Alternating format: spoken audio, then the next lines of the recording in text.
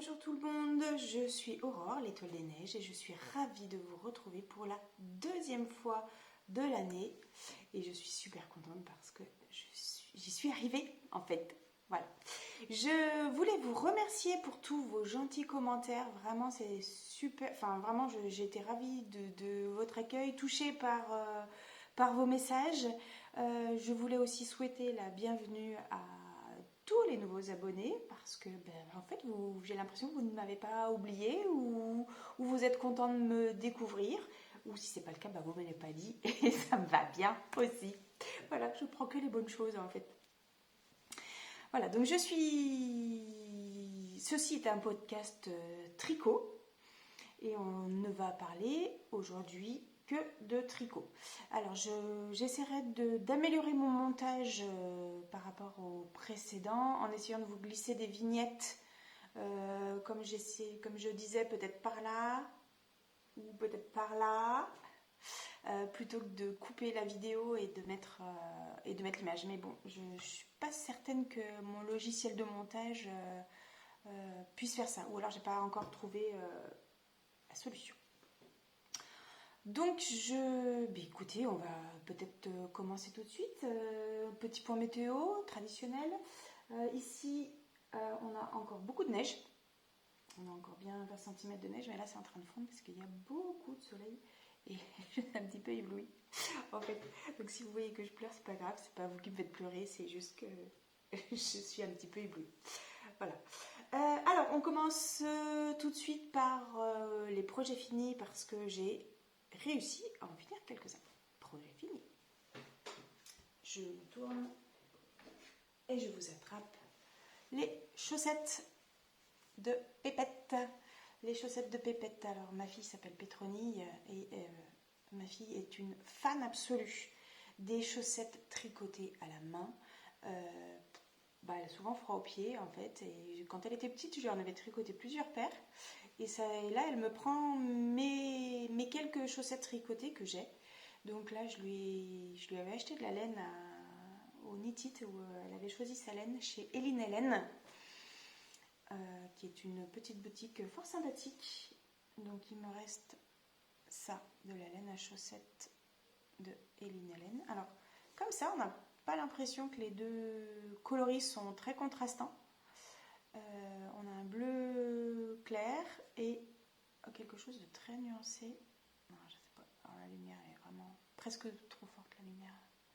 Donc avec du beige et du bleu clair. Et finalement, je trouve que ça ressort pas mal. Donc là, on voit un petit peu mon Magic Loop. Mais je trouve que ça ressort pas mal, ce bleu clair, avec ces nuances. Et franchement, je n'aurais pas parié. J'aurais pas parié. Voilà, donc ce sont des chaussettes que j'ai faites sur la base d'un modèle de Lissandre Ourdin. C'était son Cal Mystère qui est disponible gratuitement encore. Donc Lissandre Ourdin, je vous mettrai son nom et les références soit sur la vidéo, soit j'essaierai de faire l'effort cette fois de vous mettre les liens directs. Mais là ça va être les vacances, donc je vais avoir du temps. Alors ce sera peut-être pas tout de suite par contre, on verra. Donc j'ai commencé ces chaussettes par le haut avec un montage très élastique dont je ne me souviens pas le nom, mais je vous le mettrai en référence. On descend la tige, on fait le talon renforcé en tricotant uniquement là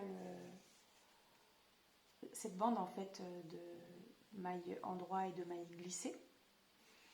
Ensuite, on forme le talon dessous par une série de rangs raccourcis. Et ensuite, on reprend les mailles du devant. Et là, on vient faire des diminutions. Là, on vient faire des diminutions. Puis, on continue. Et on finit par une pointe. Alors, moi, je fais des pointes arrondies. Je fais des pointes arrondies. Alors, ça glisse mal. C'est-à-dire en fait que je vais commencer mes diminutions un rang sur deux jusqu'à avoir 18 mailles. Et ensuite, je fais des diminutions tous les rangs. Donc la pointe, en fait, elle est plutôt arrondie. Et il n'y a pas de pied gauche, pied droit. Hein. Voilà, je fais pas. On n'a pas les pieds suffisamment. Comment on appelle ça, le pied égyptien, je crois. Où on a un orteil qui est un peu plus long que les autres. Donc là, je ne fais pas ça. Et puis voilà. Puis après, un petit rabattage à l'aiguille. J'étais terrorisée par ce rabattage à l'aiguille jusqu'à présent. Et en fait, une fois qu'on a compris le truc, ça va tout seul en fait, et ça va même très très vite. Donc voilà, la laine, au niveau de la laine, donc je vous ai dit, c'est de la laine à chaussettes de Eline Hélène. Donc vous pouvez trouver sa laine sur sa boutique. C'est une personne charmante, donc j'ai pu la rencontrer au Nitit. Et c'est une laine qui devient très souple en fait au blocage et qui a tendance, je pense, un petit peu à s'agrandir. Et en fait, c'est pas plus mal parce que j'ai toujours un petit problème au niveau de la longueur du pied. Il faut que je trouve absolument un instrument qui me permette de savoir quelle est la longueur depuis le talon jusqu'avant la pointe. Ouais, jusqu'avant la pointe en fait. Il faut que je trouve un instrument qui me permette de connaître la pointure sans avoir à mesurer en fait. Je ne sais pas si vous voyez ce que je veux dire, je ne sais même pas si ça existe en fait. Si vous savez que cela existe, ce serait avec plaisir que je prendrai vos bons conseils. Je me demande s'il n'existe pas des sortes de jauges, mais je n'en suis pas sûre du tout. Donc voilà, ça c'est mon projet unique terminé en ce mois de janvier. J'ai été frappée par la grippe qui m'a mis une belle baigne en fait, et qui m'a couchée quand même pendant presque 10 jours. Donc je n'ai pas été capable de tricoter en fait, tellement j'étais fatiguée et au fond de mon lit avec la fièvre. Donc voilà, j'ai pas tricoté ce que j'ai voulu exactement. Donc c'est le seul projet terminé. Et on va passer du coup au projet en cours. Projet en cours, c'est le pull Yvette de Nadia Crétin-Lechêne, donc NCL Knits, sur les réseaux sociaux, et version Noël, parce que j'ai toujours un problème en fait. Chaque année, je me dis que je vais tricoter un pull de Noël. Mais généralement, au mois de septembre-octobre, j'ai déjà des choses sur mes aiguilles et ce n'est pas le moment et je mets quand même longtemps à tricoter, hein, c'est aussi pour ça. Et finalement arrive le mois de décembre et au mois de décembre, je tricote mes cadeaux de Noël et finalement je ne tricote jamais ce fameux pull de Noël que je souhaite tricoter depuis fort longtemps.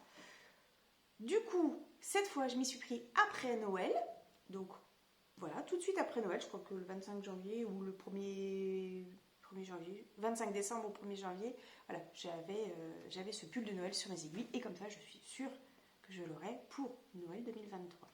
C'est donc le pull Yvette en version Noël. Il y a une grille dans ce patron qui permet de former ces jolis petits sapins. J'ai très longtemps hésité sur la couleur des petits sapins et j'ai opté pour du rouge. Je voulais mettre aussi du vert pour faire le sapin. Et finalement, je suis restée sur du plus sobre au niveau coloris. Je voulais pas non plus que ça fasse trop voyant, quoi. Donc, j'ai réalisé le col avec des rangs raccourcis pour bien creuser l'encolure. On fait ensuite le jacquard, puis ensuite c'est tout droit. Voilà, donc il ne manque pas grand chose pour finir le corps. C'est assez long parce que c'est un gilet qui est tricoté en 3,25. Donc c'est pas des très très grosses aiguilles. C'est de la laine Ulysse, laine un petit peu sèche qui va certainement s'adoucir au lavage. Ulysse de Rerum Natura. Donc c'est quand même long, hein. Et après il me restera les manches et j'aimerais bien sur les manches, peut-être pas le bas du corps parce que comme on a déjà ce gros yoke en haut, je voudrais pas que ce soit trop lourd, mais sur le bas du corps j'aimerais bien refaire ce jacquard-là, sur le bas des manches. Sur le bas des manches. Sur le bas des manches, j'aimerais bien refaire ce jacquard-là pour juste avoir voilà, un petit rappel de couleur. Parce que c'est une laine qui est en coloris poivre, qui est quand même sombre, on va dire. Pas triste, mais quand même sombre. Et c'est quand même, je trouve, pas mal de l'égayer. Je reviens sur les laines que j'ai utilisées. Donc, en coloris principal, c'est la laine Ulysse de Dorirum en latin Natura. C'est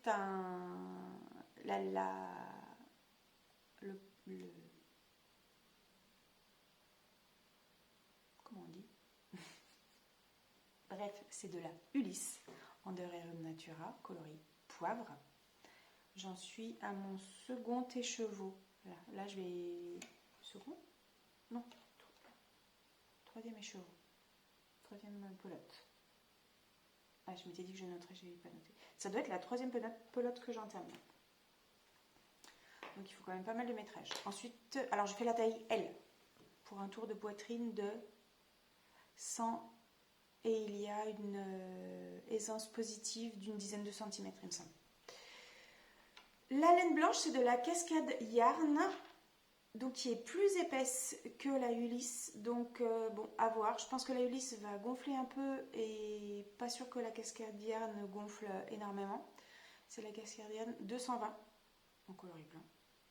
Le coloris rouge, c'est aussi de la Ulysse de Dorirum Natura en coloris dragon. Donc c'est celui-ci. Et alors, je ne suis pas certaine que vous voyez bien, mais ce coloris-là, ça brille un peu. C'est léger, hein. Mais du coup, ça reste dans le ton de la Ulysse. C'est de la Filstrasse de fil d'art que j'avais acheté chez la lainière de Oisem. Voilà, les boutiques fil d'art sont d'une façon générale plus ou moins en train de fermer. Et on peut trouver donc de la laine fil d'art pas très chère sur le site de la lainière de Oisem. Donc voilà, ça avance, tranquille. En même temps, au niveau du timing, on est d'accord que je suis large. Hein, je suis large, hein, puisqu'il me reste 11 mois pour terminer ce pull. Voilà, mais voilà, j'aimerais bien le terminer. Il faudrait que pour le... Allez, je me donne un petit challenge pour le 15 février, ce soit fini. Parce que si, en fait, mon problème, c'est que si je ne me donne pas de date de fin, ça c'est d'une façon générale dans la vie en général, si je ne me mets pas de date de fin, tranquille quoi, hein, tranquille. Voilà, sauf que voilà, j'ai tellement d'envie en fait qu'il faut que les choses avancent. Donc là, pour le coup, je pense que je serai mono en cours jusqu'à ce qu'il soit fini. Et que je le range dans le placard jusqu'à l'année prochaine et que je serai ravie de le sortir l'année prochaine. Que je ne me souviendrai plus comment il est. Ça sera comme un cadeau presque. Voilà pour les projets en cours. Je ne reparle pas de ceux que je n'ai pas touchés, comme le Bloomster Jack de Sandnesgarn, qui est ce gilet en jacquard, total jacquard, full jacquard.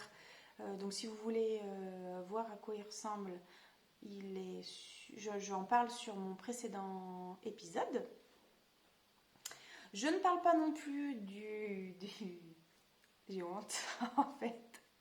Je ne parle pas du châle Starting Point de Rory Locatelli, dont je parle également et que je vous présente dans mon précédent épisode et qui n'a absolument pas bougé, hein, il est bien au chaud dans son petit sac. Voilà, mais il sera fini avant la fin de l'année. Ça c'est mon objectif. Je ne me suis pas fixé d'autres objectifs que ça. Quoi d'autre ? Voilà, je crois que je vous ai tout dit concernant les objets finis, les objets en cours. Je voudrais maintenant qu'on passe aux projets futurs. Et il y en a. Alors, projet futur. Projet futur, c'est un petit peu l'angoisse je trouve, je réfléchissais, c'est un peu l'angoisse de l'aiguille vide, quoi. Les écrivains ont l'angoisse de la page blanche et les tricoteurs, enfin moi en tout cas, j'ai l'angoisse de l'aiguille vide. Alors autant quand je lis des livres, j'ai besoin au moins d'une soirée où je ne lis rien pour faire un peu J'ai besoin d'une transition en fait entre deux romans, surtout si le roman m'a passionnée.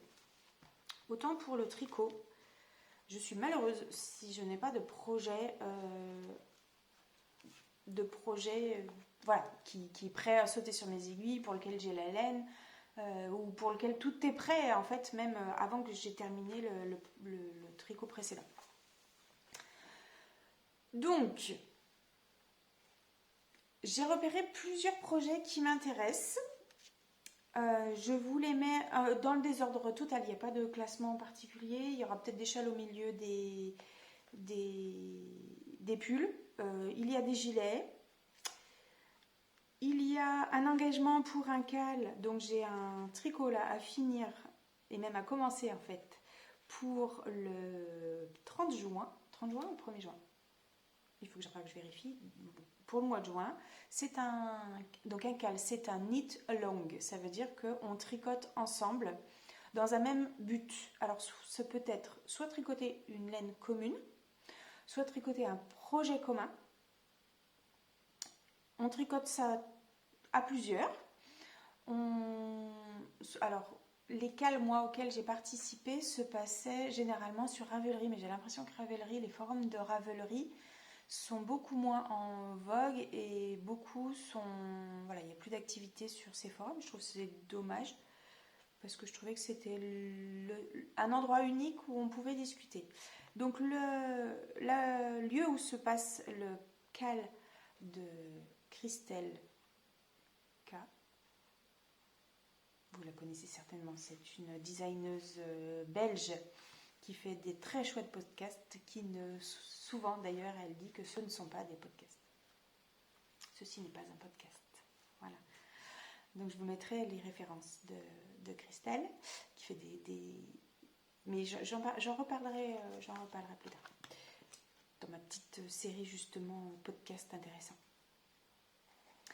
Donc Christelle organise ce cal sur Discord. Donc si vous souhaitez participer au cal, le but c'est d'épuiser des laines anciennes, donc c'est ça l'objet du cal, ressortir de nos greniers ou de nos boîtes en plastique des vieilleries, hein. Et moi ma vieillerie elle date de, je crois, 2014 quand même, donc c'était dans les tout premiers projets. C'est de la laine Purple Laine, la boutique n'existe plus. Et le tricot que je souhaite réaliser, c'est le gilet Reine qui avait été traduit par la jeune femme dont je ne me souviens plus le prénom, qui était derrière la boutique de Purple Laine et que j'avais pu rencontrer à un salon d'ailleurs, je ne sais plus lequel. C'est une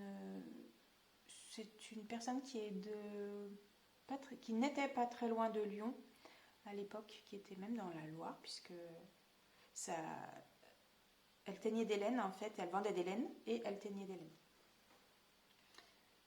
Et elle était dans les montagnes ligériennes, donc les montagnes ligériennes, ce sont les montagnes de la Loire.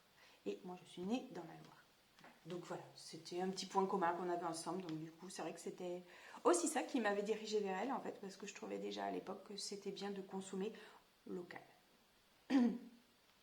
Tout ça pour vous dire quoi? Oui, donc voilà, donc dans le cadre de ce cal, qui est découlé son stash, enfin, ou au moins les plus vieilles laines de son stash, j'ai choisi le gilet Reine et je vais la tricoter en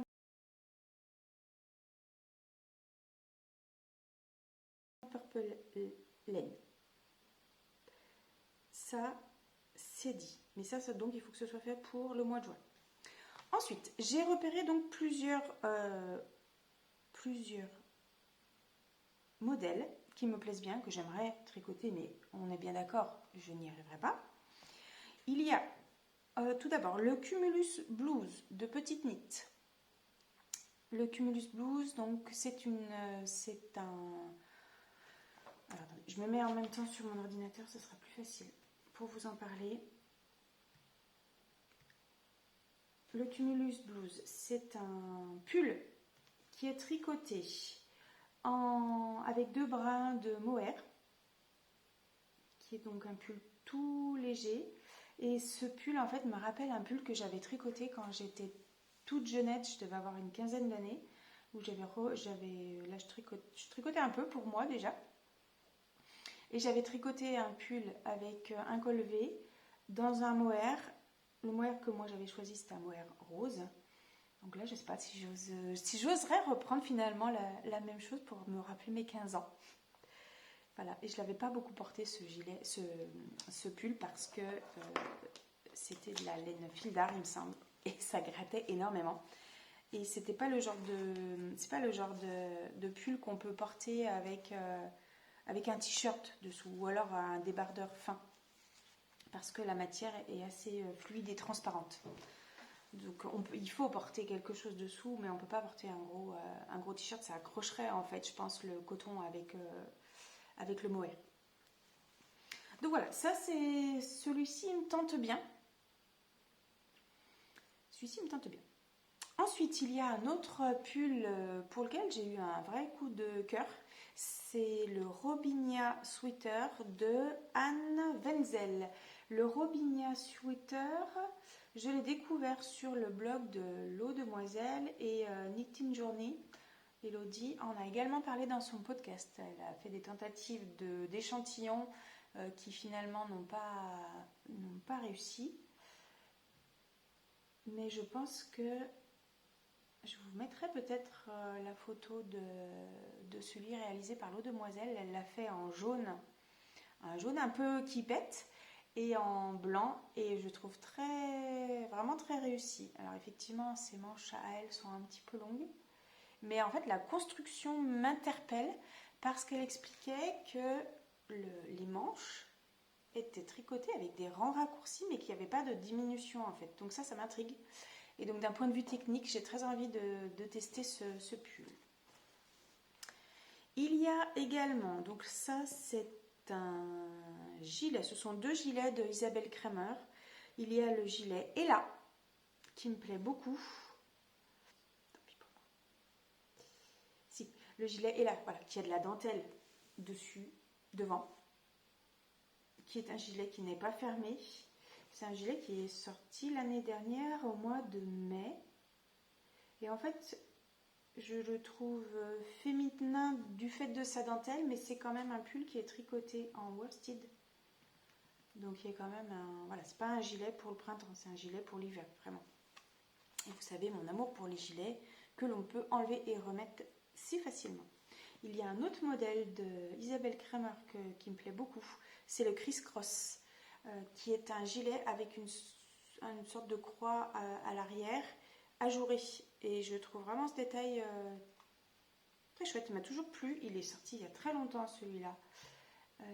Et je l'ai acheté il n'y a pas si longtemps que ça. Je ne le retrouve plus. Je ne sais pas ce que j'ai fabriqué. Bref. Ensuite, un pull qui est sorti il y a très peu de temps, le gilet érable de Sandrine C. C'est un pull qui a un col montant, qui a des torsades sur la manche, de très grandes côtes en bas du pull. Et celui-là, il se tricote aussi en worsted dans un mélange de laine déca et de lace, donc un mohair, une laine mérinos et un mohair. Je pense qu'il devrait être pas mal peut-être en alpaga. Je pense que ça peut être pas mal. Alpaga et mohair. Parce que du coup, ça ferait un tricot qui serait souple. Ce qui peut freiner, moi, ce qui peut me freiner un peu dans les pulls worsted, c'est le choix de la laine. Si on prend une laine qui est un peu trop raide, ça fait de grosses masses et en plus c'est lourd à porter. Alors que je pense qu'en alpaga et en mohair, ça pourrait être pas mal. Dites-moi ce que vous en pensez. Il y a pour le printemps, plutôt, je dirais, le pull enchanté de Atelier Émilie Louis, qui est un pull avec pas mal de dentelle mais qui reste relativement sobre. J'avais pas vu celui-là. Il se tricote aussi en worsted DK plus lace, donc plus un fil de mohair. À voir. En fait, il me faudrait le même genre de pull, mais qui se tricote en fingering, vraiment pour le printemps en fait. Parce que les trous et la laine worsted, pour moi, c'est incompatible en fait. Voilà, parce que ça laisse passer l'air. Et le worsted, c'est hyper épais. Donc pour moi, voilà. Un worsted, un pull en grosse laine, c'est pour l'hiver. Et l'hiver, voilà, c'est vrai qu'en plus, bon, on est quand même à la montagne, donc ici, il fait quand même froid. Donc on est quand même obligé de mettre des pulls. On n'a pas le choix. Et voilà, pour moi, ça me paraît incompatible. Donc à voir. Il faudrait que je trouve un... Il y avait un autre pull qui était un peu dans le même style de Along avec Anna. Je ne sais plus comment il s'appelle. Celui-là, il me plaisait bien aussi. Et il me semble qu'il est aussi à tricoter avec une grosse laine. Donc, il faudrait que je trouve le compromis. Si vous avez des idées, n'hésitez pas. Je suis preneuse. Ensuite, dans les pulls qui m'ont tapé dans l'œil, il y a le pull Zig de Andrea Mori. Mais il me semble que je vous en ai parlé la dernière fois. Et je vous ai montré les laines. Donc, celui-là, il n'est pas loin d'être mis sur mes aiguilles. En pull, il y a aussi... Ah oui, un pull qui est sorti là tout récemment. Je me demande même s'il n'est pas sorti hier ou aujourd'hui. Enfin, en tout cas, je l'ai découvert ce matin. C'est le pull Elton de Rory Locatelli. Et en fait, elle avait déjà fait, il y a quelques temps, un gilet Elton. C'est une alternance de fingering et de mohair. Donc, ça fait un semblant de rayures, mais sans être des rayures prononcées. Et alors, moi, les rayures, c'est hors de la question. Autant le jacquard, le full jacquard, comme cette merveille de Kate Davis, je trouve. Enfin, en fait, il y a tellement de jacquard que non, ça ne grossit pas. Voilà, de toute façon, voilà, on ne peut pas y échapper, c'est comme ça. Et autant les pulls à rayures, pour moi, qui ai une forte poitrine, voilà, je trouve que ça accentue encore ce qu'il ne faudrait pas accentuer. Et là, pour le coup, le Elton, comme ce sont deux matières qui sont mélangées, et à condition que ce soit dans le même ton, ça donne un effet rayure sans avoir, sans que ce soit trop marqué. Voilà, à condition, bien sûr, voilà, de choisir des laines qui aient le même ton de coloris. Donc celui-là me plaît bien. Et il existe donc en gilet aussi. Et j'ai rajouté sur mon petit carnet Drawing Sweater, et je ne me rappelle plus ce que c'est. Et il y a le Oxbow Cardigan aussi de Andrea Mori qui est très très joli. Qu'est-ce que c'est que le Drawing Sweater? Eh bien, je ne sais plus. J'essaie de le chercher. Je vous mettrai une petite draw.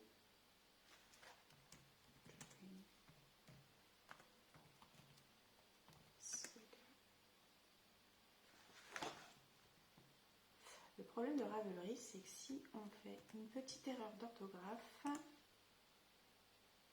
Ah oui, bien sûr, le Drawing Sweater, c'est ce magnifique pull avec de grosses fleurs en jacquard et le bas du pull uni. Très beau. Je ne sais pas si c'est facile à porter, mais je le trouve très très beau. Et c'est Tomomi Yoshimoto qui a réalisé ce pull. On le voit pas mal passer sur les réseaux sociaux. Est-ce que je vous ai tout dit? Non, certainement pas. Au niveau des châles, il y a un châle que j'aimerais beaucoup faire. Ça fait longtemps que j'aimerais le faire.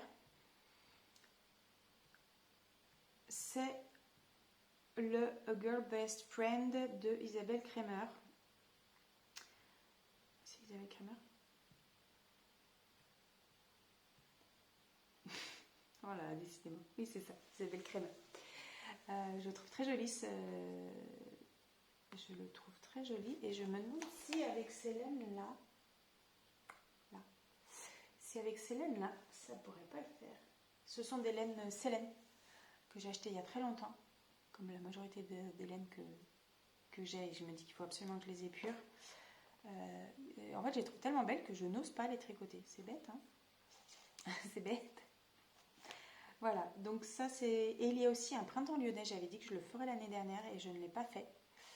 Et pourtant, celui-là, il me plaît beaucoup. C'est Alice, du lapin d'Alice, qui l'a créé pour le Knit It, il me semble, de l'année dernière. Non, si. Donc pas 2022, ça devait être l'année d'avant. Voilà, celui-là, il me plaît beaucoup aussi. Donc je vous remettrai une petite photo. Pas sûr que ce soit là. Hein, on est d'accord, je vais peut-être obligée de couper. Vous avez compris l'histoire. Ensuite, encore un petit peu de blabla si vous n'êtes pas fatigué de tout ce blabla. Je voulais vous parler de certains podcasts à découvrir, si vous ne les connaissez pas. Certains blog ou podcast. Parce que Kate Davis fonctionne encore avec des blogs. Elle a une chaîne YouTube, mais il y a assez peu de contenu dessus. Et Kate Davis, elle a un blog sur lequel elle rédige de très longs articles, mais très intéressants. La difficulté, le problème en fait, c'est que ces articles sont en anglais, donc c'est pas toujours évident. Moi, je pense que j'ai amélioré mon vocabulaire et mon aisance de lecture en anglais grâce à son blog. Je ne pratique pas l'anglais dans mon travail, peu. Si, quand même, 2 fois par semaine avec mes élèves de CM2, mais voilà, on n'est pas dans des grandes phrases, hein. On est dans du vocabulaire basique. Donc, Kate Davis a écrit un article récemment sur la couleur verte en confection. Je vous raconte rapidement, je vous fais un petit résumé parce que j'ai trouvé cet article fort intéressant. Elle écrit toujours des articles qui sont très longs et très documentés sur, bien sûr, les arts du fil, d'une façon générale. Et je vous raconte la petite histoire. Le vert est une couleur qui était difficile d'obtenir en teinture. Le vert est une couleur qu'on obtient à partir d'un mélange de bleu et de jaune. Or, si le jaune est une couleur qui est relativement aisée à produire dans la nature, grâce à des produits végétaux dont on va se servir, il est assez aisé de trouver des végétaux qui vont fournir du jaune, qui vont produire du jaune. En revanche, le bleu, il y a très peu de façons et l'une des seules façons, c'est d'avoir de l'indigo. Or, l'indigo ne pousse pas, la plante d'indigo ne pousse pas n'importe où. Donc il faut importer en fait ces plants. Et puis pour pouvoir fournir de l'indigo. En plus, je sais que la teinture à l'indigo est une teinture qui est très délicate parce que quand on plonge le textile dans un bain d'indigo, c'est la réaction avec l'oxygène qui va produire la couleur bleue. Donc voilà, ça dépend beaucoup des conditions aussi climatiques dans lesquelles on est. Et donc c'est une couleur aussi qui est assez aléatoire à obtenir. Donc en confection, d'une façon générale, jusqu'au XVIIIe siècle, fin du XVIIIe siècle, il y avait très peu de vêtements de coloris vert. Au XIXe siècle, un savant a trouvé une solution pour fixer cette couleur. En plus, oui, ce que j'ai oublié de vous dire, c'est que le vert est une couleur qui s'affadit, c'est-à-dire qu'elle va perdre de son éclat. Donc c'était une couleur qui était très peu utilisée. Et un scientifique, un chimiste, a trouvé comment fixer cette couleur et obtenir des verts très lumineux, dont ce fameux vert émeraude qui est vraiment particulier. Il a fait un mélange entre une substance dont je ne me souviens plus le nom et je préfère ne rien vous dire plutôt que de vous dire des bêtises. Si je la retrouve, je vous la mets en barre d'infos. Donc il a fait un mélange avec un produit et de l'arsenic. Et là, vous allez me dire tout de suite, arsenic égale poison. Oui, oui, oui. Et d'ailleurs, c'est bien ce qui a causé la disparition du verre en confection après ça. Donc c'est la noblesse en particulier qui se vêtissait du coup de ces vêtements verts, lumineux, extraordinaires, profonds, avec un verre profond. Et on s'est aperçu en fait qu'il y avait énormément de décès par empoisonnement.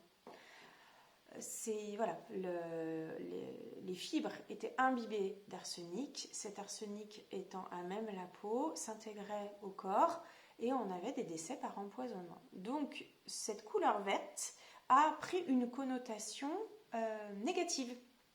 Elle était finalement associée à la mort. Donc on a pratiquement arrêté pendant un siècle de produire des vêtements verts. Il n'est revenu à la mode que finalement assez récemment, au XXe siècle, avec certains créateurs qui ont remis cette couleur à la mode et pour lequel on a trouvé d'autres façons, d'autres techniques pour conserver et obtenir tout un dégradé de couleur verte. Donc maintenant, bien sûr, et notamment avec les teintures chimiques, il n'y a plus de problème. Néanmoins, en teinture végétale, le vert est toujours un coloris qui est relativement délicat à obtenir et à fixer. On n'utilise plus d'arsenic, évidemment, maintenant, mais par contre, on utilise toujours des produits chimiques. Donc voilà, c'est là, en fait, d'où ma réflexion aussi, qu'il faut quand même se méfier aussi, parfois, des teintures chimiques qui ne sont pas forcément très bonnes pour la peau. Et c'est vrai que dans certaines teintures, finalement, on ne sait pas exactement quelles sont les teintures qui sont utilisées. Voilà, et c'est d'ailleurs tous les scandales qu'il peut y avoir, notamment en Inde, tous ces décès par empoisonnement sont dus à toutes ces teintures chimiques qui ne sont pas bonnes pour l'homme. Ma réflexion sur ce sujet est terminée. Je voulais vous parler de quelques blogs que j'ai découverts parce que je reprends aussi le temps de regarder des épisodes et que pendant ma grippe, malgré tout, j'ai quand même pu en regarder quelques-uns. Donc, il y a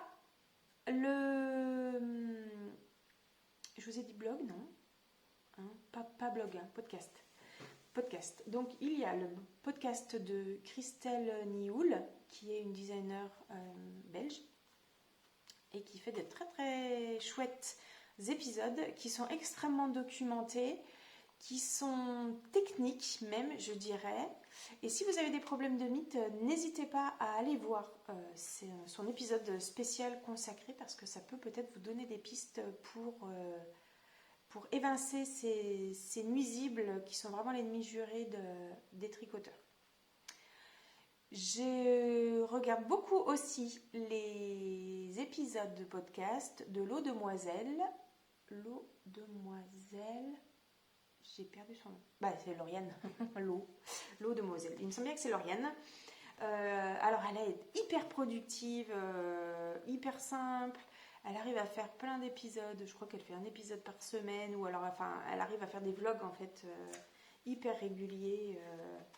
Très sympa. Donc, du coup, elle a toujours plein de projets à montrer, puisqu'elle tricote énormément.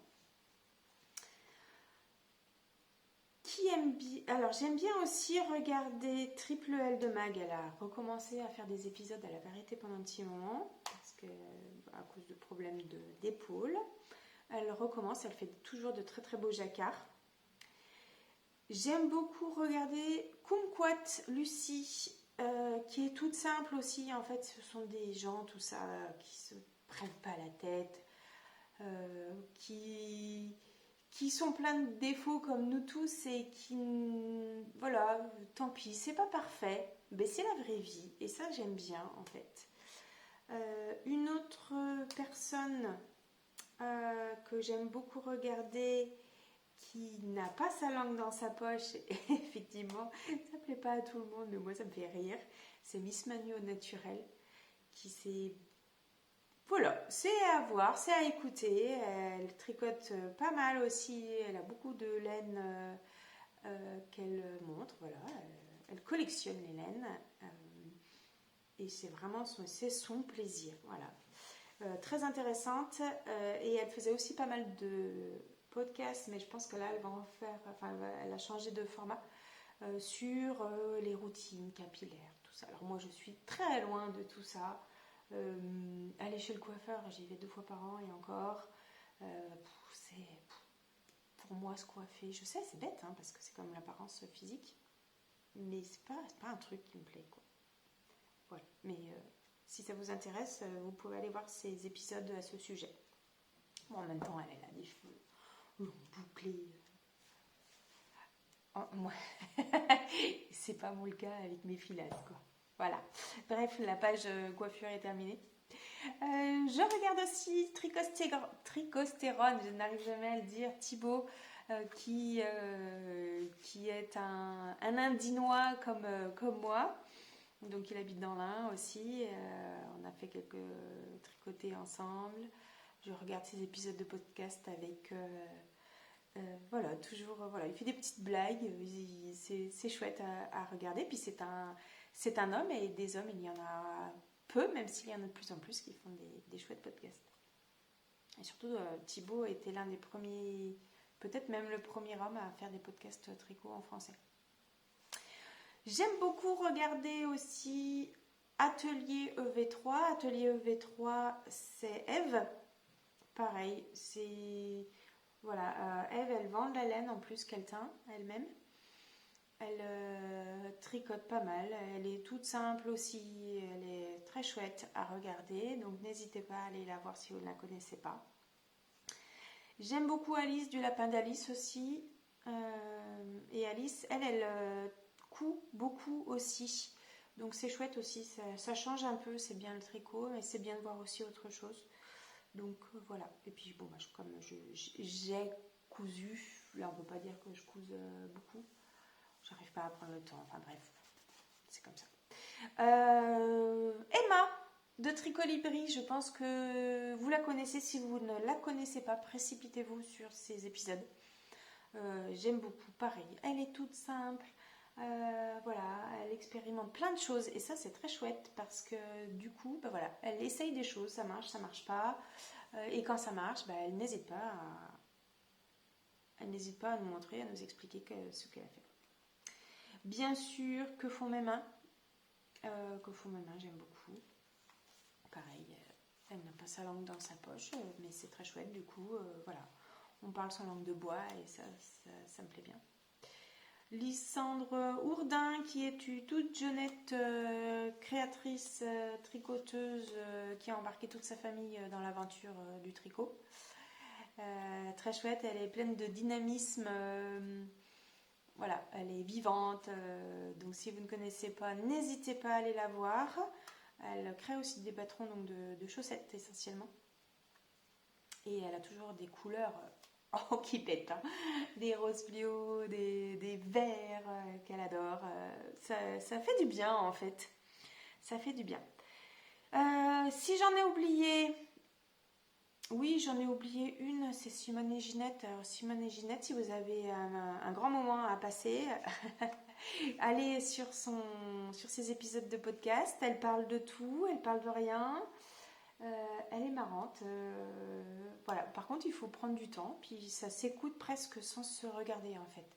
Donc ça, c'est presque le genre de choses qu'on pourrait mettre dans la voiture parce que elle a beaucoup de considération sur la vie en général. Voilà. Donc n'hésitez pas à aller regarder tous ces très chouettes podcasteurs qui nous font du bien. Moi j'adore, alors je ne regarde presque plus la télévision maintenant. Mais alors par contre le soir, mon moment plaisir, c'est mettre un podcast et tricoter pendant 1 heure. Et ça me détend vraiment. Il faut juste que j'arrive à aller me coucher plus tôt parce que parce que je ne suis pas raisonnable. Voilà. Pas pour ça en tout cas. Voilà, bah, j'ai déjà fait un épisode là, on en est à 3/4 d'heure pratiquement. Je vous ai pas montré grand chose. J'espère que la prochaine fois, comme il y a les vacances là qui vont arriver, j'espère que j'aurai le temps de tricoter un peu plus et puis d'entamer de nouveaux projets parce que c'est la vie d'un tricoteur quoi et que j'aime vous partager des choses. J'aime vraiment ça.